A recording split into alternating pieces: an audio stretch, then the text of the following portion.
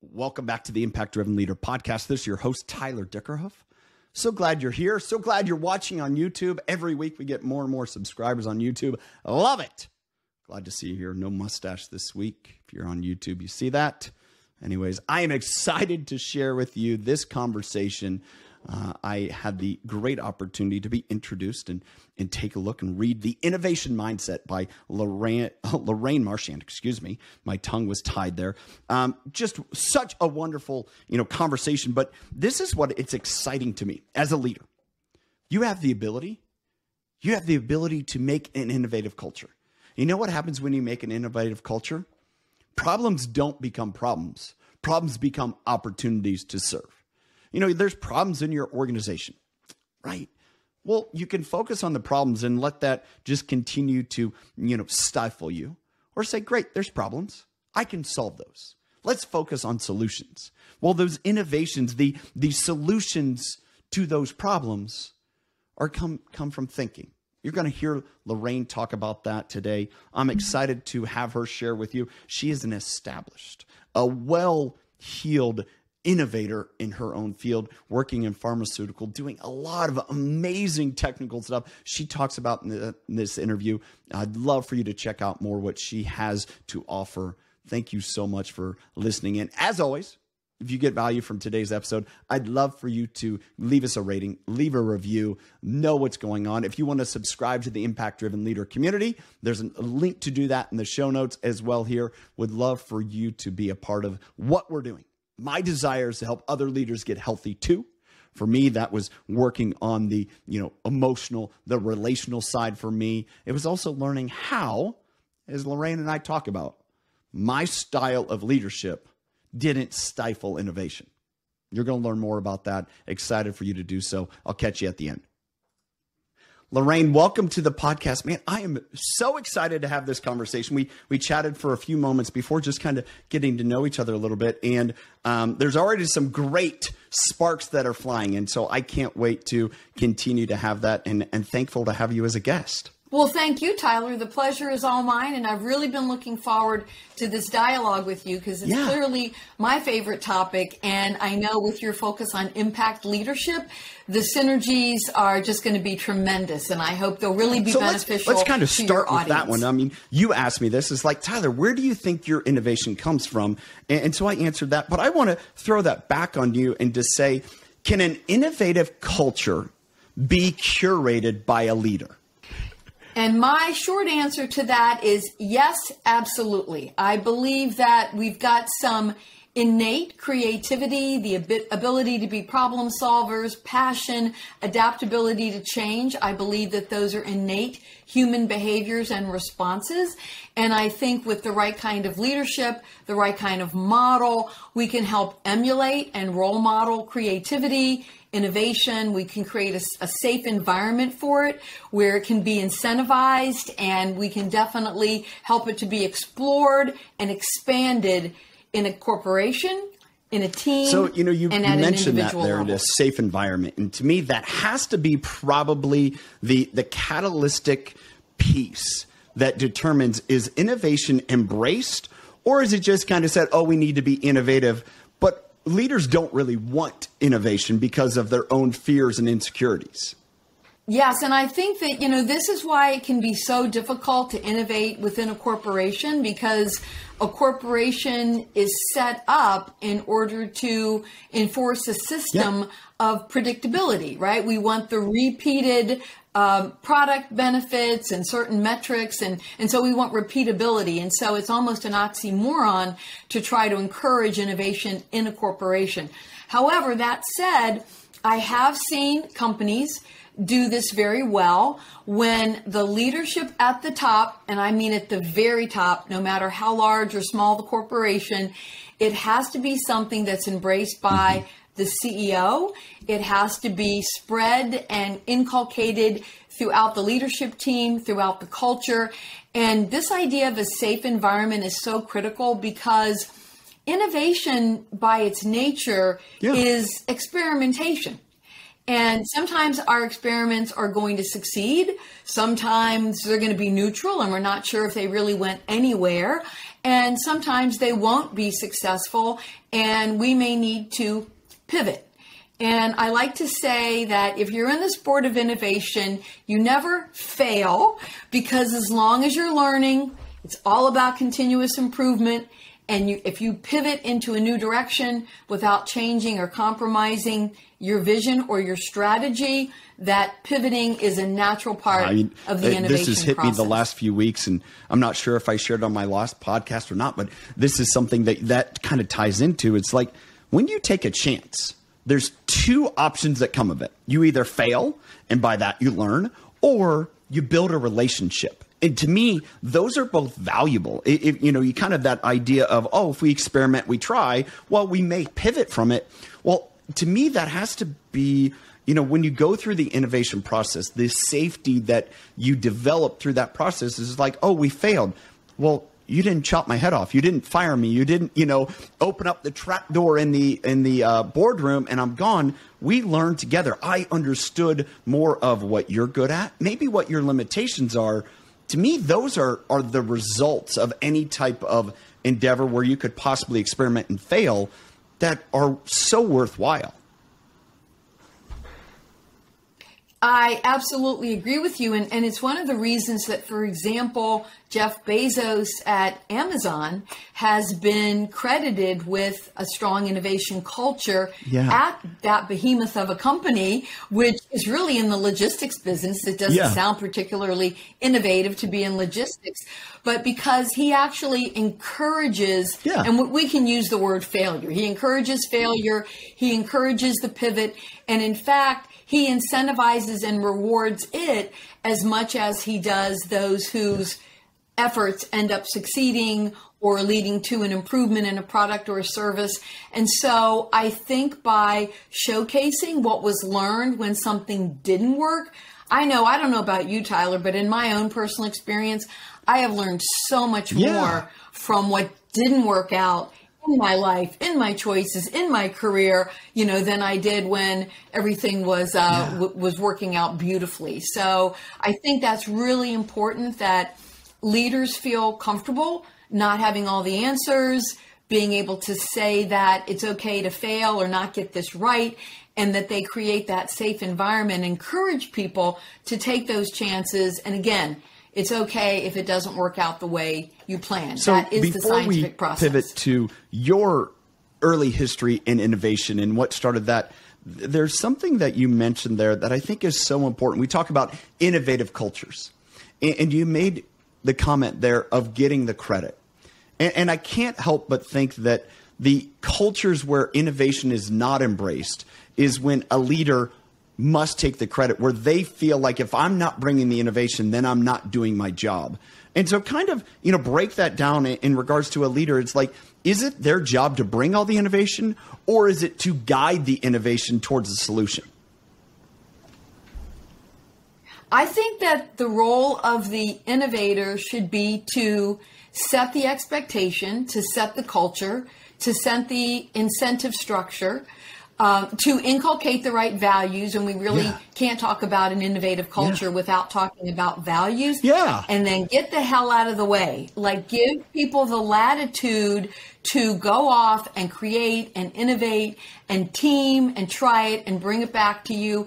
You do not micromanage. You don't have them reporting in. You give them the latitude to do their jobs and check in and provide resources. So let's go back, and you share this at the opening of your book, where you learned to be innovative.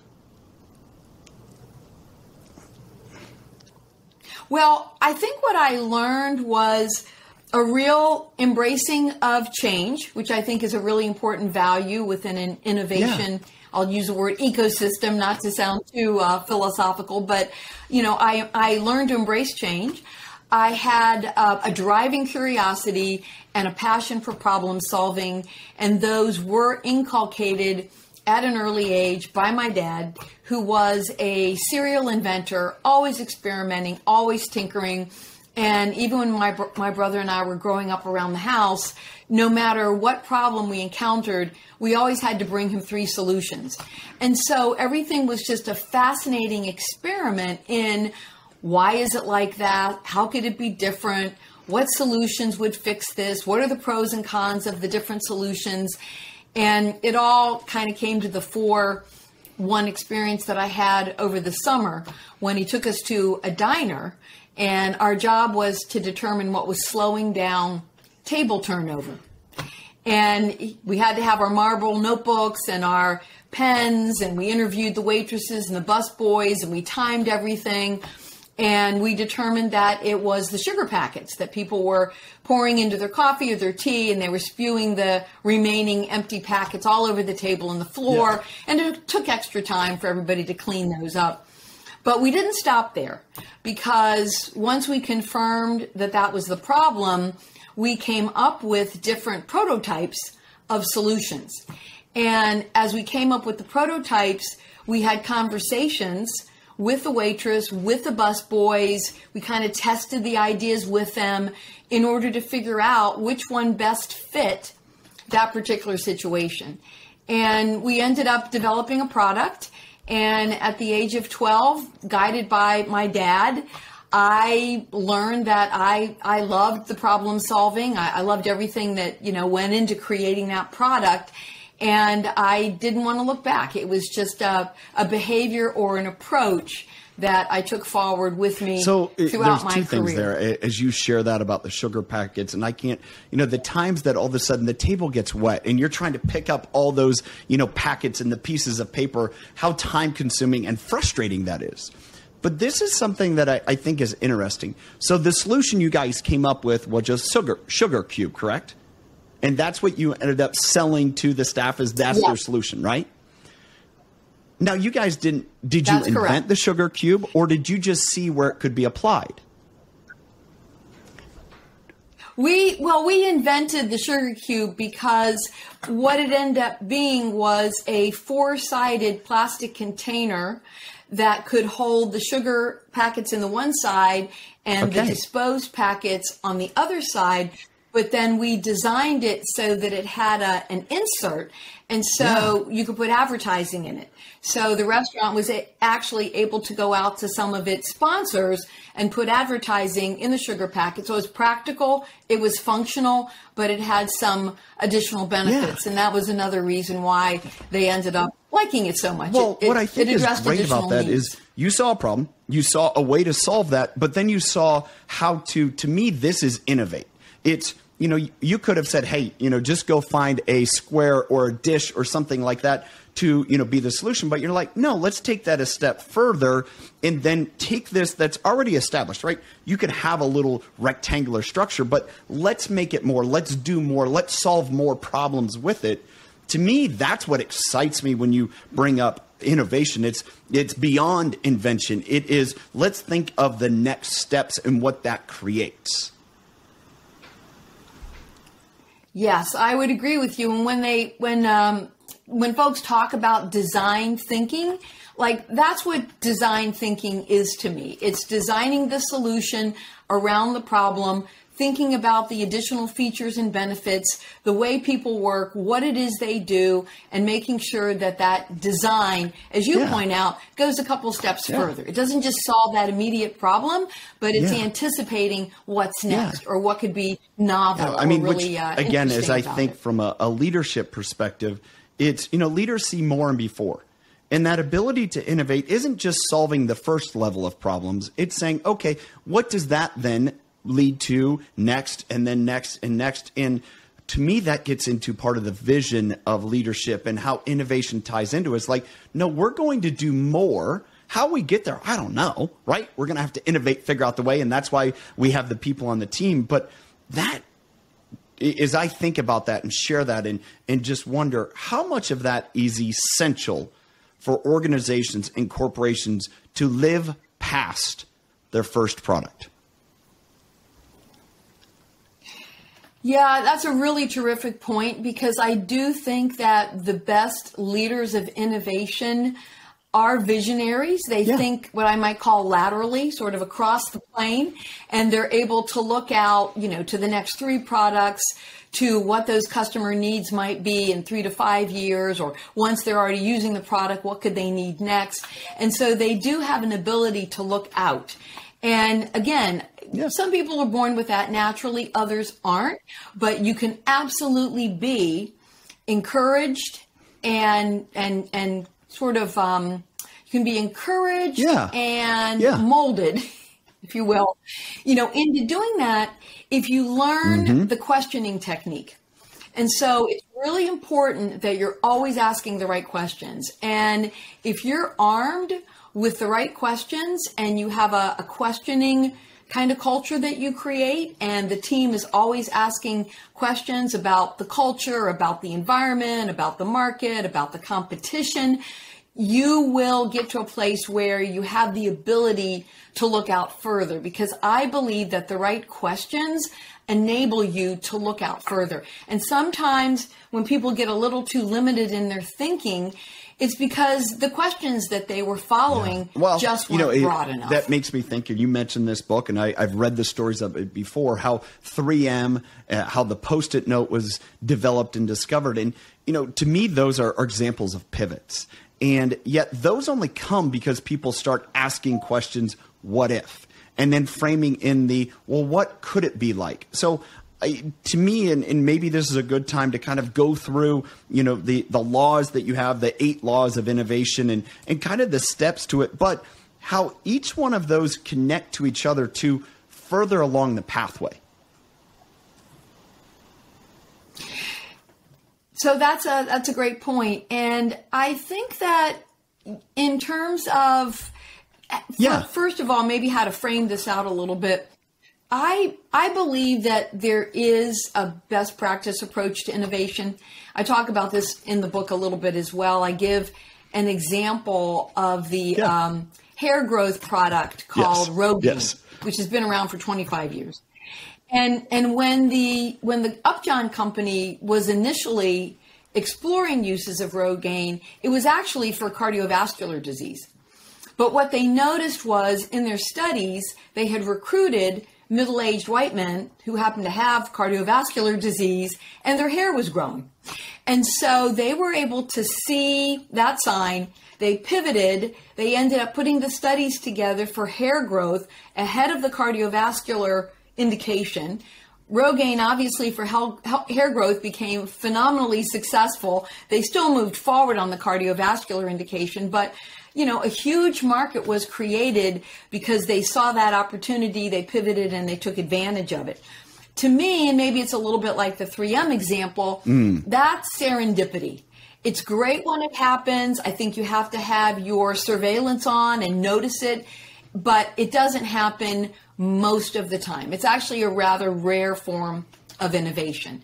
Another type of innovation that I see all too frequently, probably 99% of the time, is an example that I provide where I was working with a colleague who had licensed a technology from a lab that could measure a certain chemical component in the body. And it was really cool that it could measure it in literally any type of body fluid, etc. And the only problem with that was it was a really cool technology that could measure something. But at the end of the day, we didn't know what problem we were solving with this really cool technology. So I call that the field of dreams. Build it and hope that they will come. And we see a lot of this in technology innovation, that people are in their engineering lab or in their computer science lab, generating the next device or app or whatever it is. And it's great that they get that developed. But then they're looking around saying, well, is there a customer? Am I solving their problem? Is somebody going to pay for me to bring this to the market? And oftentimes that answer is no. So the best innovation, in my opinion, is similar to what we learned at that diner that week in August that I described, which is evidence-based, observe the problem, really be able to quantify it, to qualify it, to talk to customers about it, to have your evidence and observation that it exists, to make sure that it's repeatable, because you don't want a problem that just occurs once, And once you have that problem, to come up with the process of developing the solutions, testing them for fit until you get the right one, you do the proper customer research, and you can really accelerate getting your product to the marketplace when you follow this process that I outlined. Make mention to it, and is realize there's so many companies that start with, this great idea. We're going to revolutionize the world. But no one cares. It doesn't matter to anyone. It's like, okay, I can, name it whatever it may be, and yet there's not a customer there. And I think, that's, too often in different organizations where, we'll force innovation just to have innovation, but yet did we make it better? Or did we just create more work to justify ourselves? You see that a lot of times in manufacturing. I was talking to a gentleman today, and he was getting his refrigerator repaired, and he asked the repairman, it's like, why is it taking so long? It's because all of these products have different parts and so many components, and there's so many different models. And you stop and think, is that innovation really solving the problem the customer needs? Or is it just, hey, that's what we're doing to stay ahead of our competition, just to stay ahead of our competition, but we're not really solving a problem the customer has? You couldn't have said it better. For me, Tyler, I can share an example of a company that I work for right now. And it's got a wonderful, wonderful research legacy, really strong in engineering and computer science. And it's just been known for its research chops for many, many years. And that's fantastic. But what's been challenging is, as innovations are developing within the research lab, they're being spun up. And then after they're spun up, then they go to the business units and they say, we've got this really cool piece of technology. Could you now go out to your customers and find out if they're willing to try it? Are they willing to be a reference? Can we create really a business opportunity around that? And so again, that innovation just for the sake of doing a research project or innovating, but not doing it purposeful to solve a client's problem, means that unfortunately a lot of products end up getting invested in over even a 2-year period of time. Like, a lot of money is spent, only to try to get to the marketplace and find out that this isn't solving a customer need. And then it has to be sunset. And a lot of time and effort and dollars have been wasted in something. So you can have companies that are a little bit too liberal with that. And I think you need a portfolio approach. I think you want to encourage some of that. But I think most of your innovation, I would say 70% of it, needs to be focused. It needs to be targeted. You need to have a customer in mind. If again, your goal is to get something to the market, commercially successful. And at the end of the day, if you don't get it to the market and it can improve somebody's life, as you pointed out, what's the point? So I like to think about innovations that get to market and they can make life better. They can make somebody healthier. They can make somebody more productive. They can make somebody happier. So I think it's important to have that distinction among those three types of innovation. There's other examples that I'm coming up in my life. One time in my career, I was, formulating products, and, my boss at that point is like, hey, we always have to constantly reformulate so we keep our competition on their toes. And, as I think about that, it's like, that's just a bunch of busy work. Are we changing our service? Are we, solving a different problem? It's like, no. And as I think back about it now, it's like, why not find a way to solve the next problem? Solve the next problem, and you're always going to have a place. You're always going to be one step ahead of the competition. It's like, if you're imitating what I did yesterday, well, that's fine. If you imitate it and make it better, make it easier, make it simpler, that's where you're going to have success. And I think you talked much about that. But there's one piece in there that I think back, and you write a little bit about it, and yet we all experienced, everyone listening to it, how COVID-19, how the pandemic, how this 2-year stretch made things that our customers didn't really know they needed into burgeoning industries, because they're like, oh, wow, this is a tool I can use. So how much in your experience is there understanding the timing? There's a great idea, but if the customer doesn't need it yet or doesn't know they need it, how much is it just a matter of understanding or kind of communicating that problem that the customer really has, so they're looking for the solution? That's a terrific question, and COVID definitely pressed us on that in terms of the timing. And I think again, it was around understanding the constraints that we were under when we were trying to solve problems. And I think a great example of this customer influenced innovation, it's COVID-19 related. It was like being on the scene and trying to innovate and solve customer problems, and it's now led to an improved product. I really like this this very old company. It's called Ecolabs. Not like a household name, but what I really like about them is they have about 3,000 people in the field that are like research scientists, salespeople, and they're constantly calling on the customers who use their products. And during COVID, as they were calling on their hospital customers and even hotel and cafeteria customers, they were selling them a sanitation product that they would spray on stainless steel surfaces so that they could do whatever they were going to do, chop the food, or in the case of a hospital, put their put the patient on it, or, put their supplies on it, etc.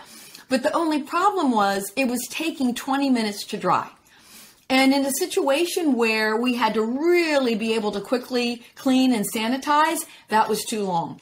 They found this out in the field. The scientists came back to the lab. They had some other technology that had quick drying components to it. They applied that to this particular solution, and they ended up designing a spray that could dry within 3 seconds. They went back out to the field. They released it in time for COVID, and the Marriotts and the Hiltons of the world and the hospitals, it was a game changer, because now they could turn over the rooms faster. They could turn over the beds faster. They could really get back to being productive, and they didn't have to have this like artificial 20-minute delay between when they could turn over the patient in the hospital or the individual in the hotel room. And I just really love that one, because as you point out, the timing was absolutely perfect. If they had tried to do that and it wasn't COVID, somebody might have said, well, 3 seconds, 20 minutes, it doesn't really matter to me right now. But during COVID, it sure as heck did. And I just love the mindset, and that they were ready in the lab to fix that problem and do it fast and get it out in a way where it could make an impact. And again, it's part of their new product line today. The lesson there that it happens so often, is reminding ourselves the best solutions come from the field. As one person said, is that, the people that are using it will tell you what they need. Are you willing to listen to them? Or do you feel like, I know better? I know that isn't true. I know that isn't the case. And, you just resoundingly shared it, and I believe it. It's the solution that is required is what the customer feels they need. Now, you can think, no, that's dumb. That doesn't make sense. But that doesn't matter. That's what they need. And understanding, sometimes somebody's asking for a red popsicle, but what they really want is they want something cold that's going to refresh them. Okay, well, there's a pivot, but yet understanding that if they want a popsicle and you tell them, well, hey, I'll make you Kool-Aid, that's good enough. They're like, no, that isn't what I want. And I think that so often, even though we act as though we're listening to the customer, we do all the research, we bring it all to the fore, as you point out, it can be really easy to get locked into a narrow mindset and either think that you know better than the customer, you've maybe misunderstood what the customer asked you to do, or you kind of completely ignore it. And I see a lot of corporations do that because they might be on a path with a product roadmap. They're planning to do this next. They've invested in it next. And so I think, and you asked about the steps in the book, problem solving is number one, and getting the right solution fit, and then being able to test it in the market, your minimal viable product. But like lesson 4 or law 4 is probably the most important one after identifying the right problem. And that is listening to the customer. And I share some of the voice of the customer questions that you need to be asking.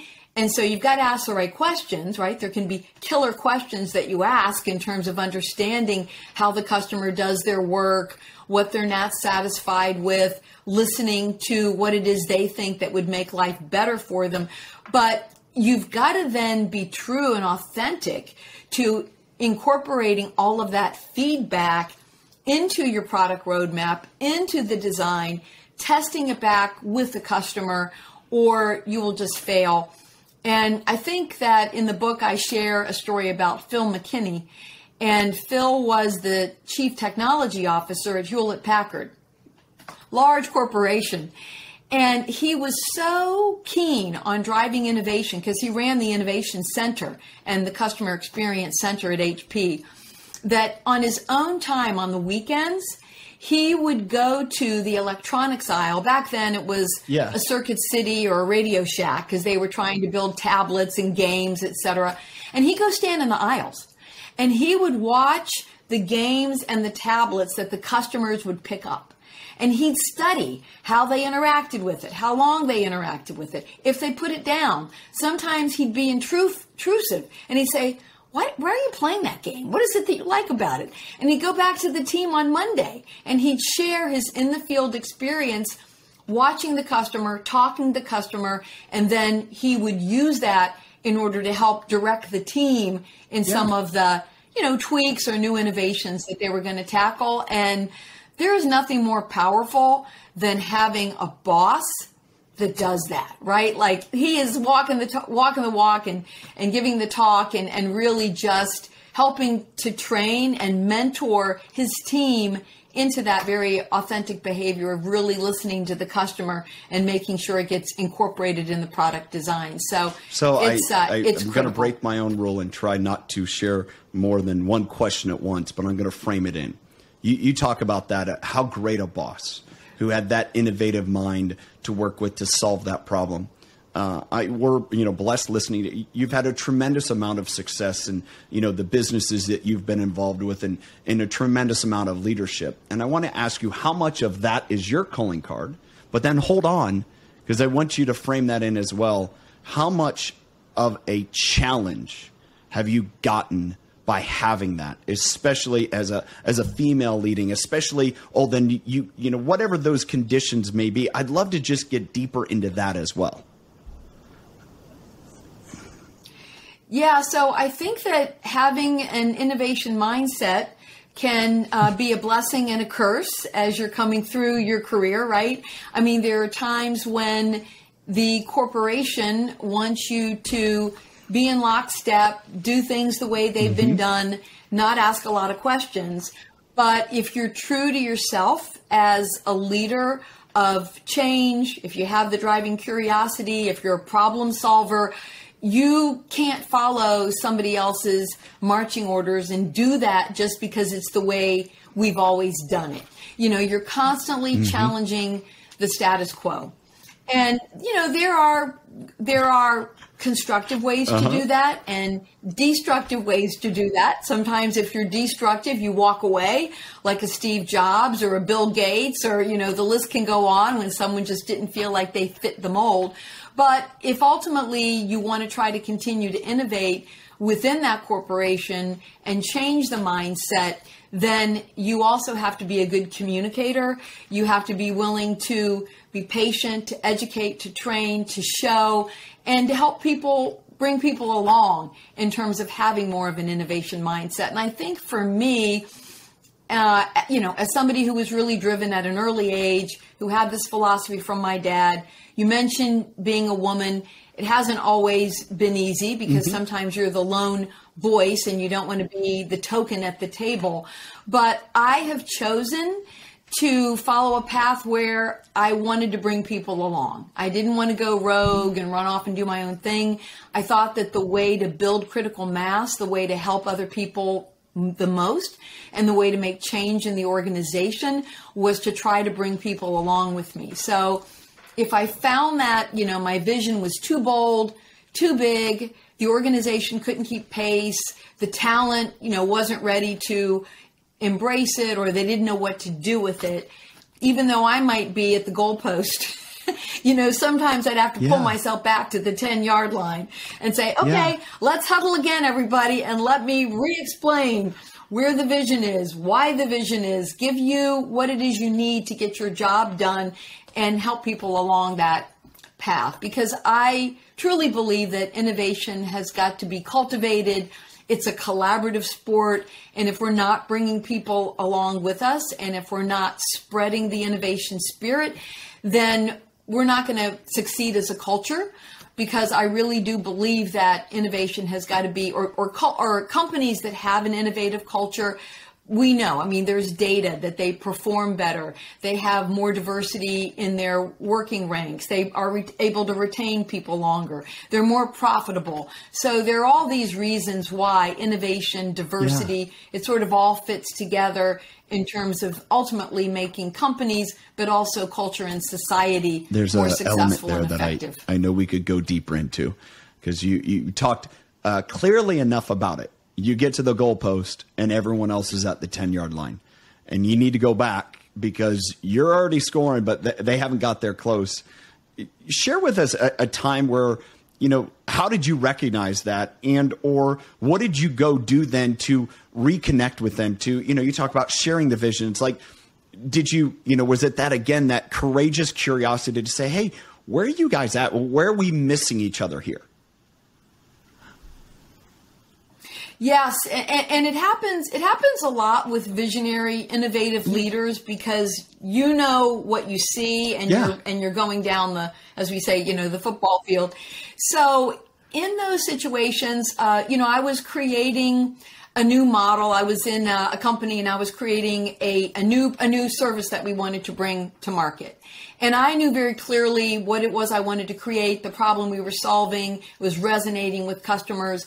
But the challenge was that the team didn't really understand how to connect with that vision in terms of their day-to-day job. Like, if my job is X and I'm responsible for Y, do you want me to keep doing things the same way I'm doing it? How do I connect with the vision? What do you want me to do differently? And so without giving people like a recipe card for their job, I would sit one-on-one. I would talk a little bit more about the vision. I would help them understand how it related to their role, what their responsibility to the team was, how they could continue to progress us on that vision. And so I would pause and make sure that we got aligned. They knew what they were doing. Yeah. I was patient, to help them understand how their job and their role related to that vision. And sometimes I think it's one-on-one conversations. A lot of times it's getting the team together, reconnecting, giving them examples, showing them the progress that they're making, celebrating success. Because I think you also have to keep people's spirits up. It's a marathon, right? It's not like a destination and we're done. If you really have an innovation mindset, you're constantly on a journey. You're on a journey of change. And so, again, you have to have that patience to know that everybody's on that journey at a different pace. Maybe some are really embracing it. Maybe some are coming at it a little bit slower. They're not really sure. And so you've got to have a critical mass of talent moving quickly if you're going to come to the market. But you also have to have the patience to bring people that aren't quite at that front line with you, to try to bring them along to the best of your ability. There was two elements there that you mentioned at times previous in this conversation.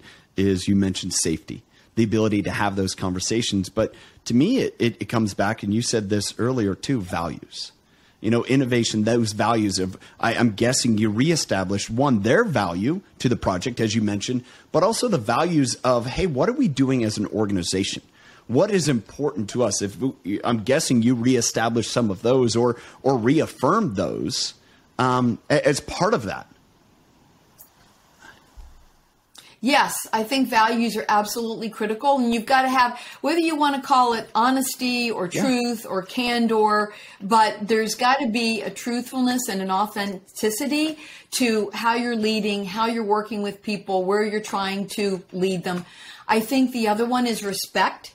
So there has to be a respect that just because person A is moving faster down the path of sort of getting the innovation and where we're trying to head than person B, that you respect person B for where they are, and you know that you've got to meet them on the journey and bring them along at their pace, not exhaustively, but you want to try to do that. I think it's also encouraging collaboration, people learning from each other, working with each other. Work is always so much more fun, enjoyable, and you learn so much more if you're doing it as a team. So really creating that collaborative culture so that people are helping each other, right? I mean, maybe person B isn't quite seeing it in the right way, and person A can help show them something that they've learned through the process. So I think those are really important values. And then again, that eliminating any fear of failure. And so it's okay. It's okay if you're coming at this at a slightly different pace. It's okay if what you produce today, isn't hitting the target. We're on as this we journey wrap together. up here in our time together, if there was one last place, if someone's listening and they're like, how can I be more innovative, or why do I need to be more innovative? What would you say to that? Well, I suggest that individuals get themselves a notebook, a journal, their device, whatever it is. And I think you need to make yourself a student of observing at least 3 problems a day. Write it down. You could be stuck in traffic. You could be listening to a song that you don't like. You could be cooking and find something. You could find it in your kids' homework. But just always have that antenna up. And if you know that every day you're going to write down 3 problems that you observed, first of all, you're going to be a lot better problem identifier.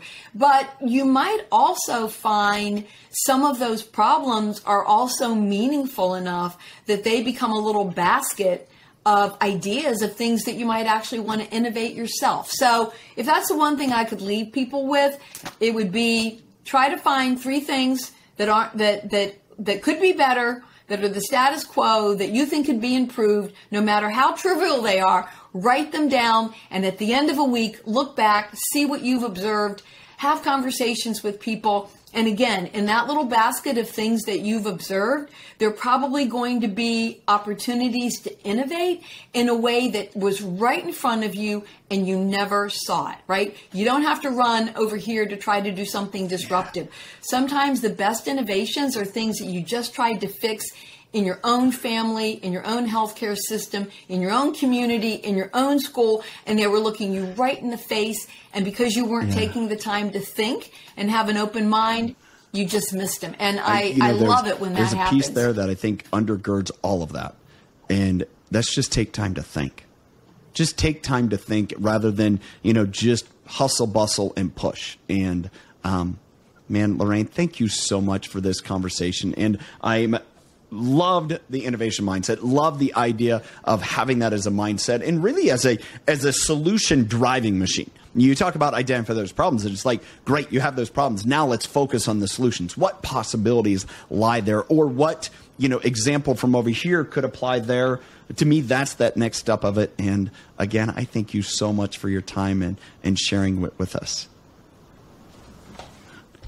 Oh, it's been so much fun, Tyler. You've been terrific. I can tell that you embody the innovation mindset, and you've got a great energy and a great spirit. So thank you for everything that you do to impact leaders in a very positive way and give them encouragement and support.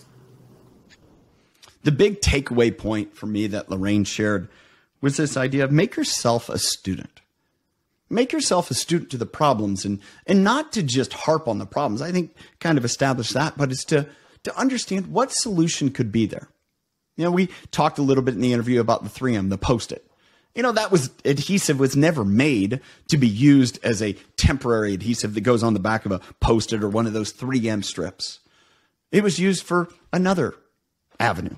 And yet that's what it became. Corningware made fiber optic wire cable, right?